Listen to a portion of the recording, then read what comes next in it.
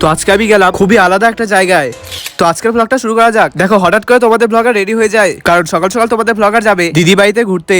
আচ্ছা, তাই তাড়াতাড়ি বাড়ি থেকে বেরিয়ে পড়ি। আর প্রথমে চলে আসি পেট্রোল পাম্প। তারপর পেট্রোল পাম্প থেকে পেট্রোল ভরে আমাকে বাধ্যতামূলক চলে আসতে হয় চায়ের দোকানে। দেখো চা তো তোমাদের ব্লগার খায় না, চা খায় আমার দাদা, তাই শুধু দাদার জন্য আমাকে আসতে হয়। তারপর দাদার সাথে অল্প রাস্তা এগোতেই বুঝতে পারলাম যে আজকেও কপাল খারাপ, রেলগেটটা আজকেও বন্ধ।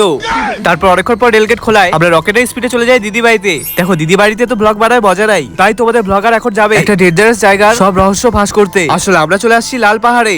আসলে এখানকার কেউ জানে না যে সমতল এই জায়গায় লাল মাটির পাহাড়টা হলো কিভাবে। তাই আমরা ভাবলাম পাহাড়ের উপরে উঠা যাক। আর উপরে উঠে আমিও পরিষ্কার হয়ে গেলাম, কারণ তোমরাই দেখো নিচের সব জায়গা সমান ভাবে আছে, কিন্তু হঠাৎ করে এই জায়গায় পাহাড় কিভাবে হলো। সত্যি আমি নেক্সট টাইম আসলে এখানকার রহস্য ফাঁস করেই ছাড়বো। যাই হোক অনেক রাত হয়ে যায়, তাই মনে অল্প হতাশা নিয়ে আমরা আবার নিজের বাড়ির জন্য বের হই। কিন্তু সারা রাস্তা শুধু একটা কথাই মাথায় আসলো যে লাল পাহাড়টা সত্যি খুব অস্বাভাবিক ছিল। যাই হোক বাড়িতে এসে ব্লগটা এড করছি। দেখা হচ্ছে পরবর্তী ব্লগে, বাই।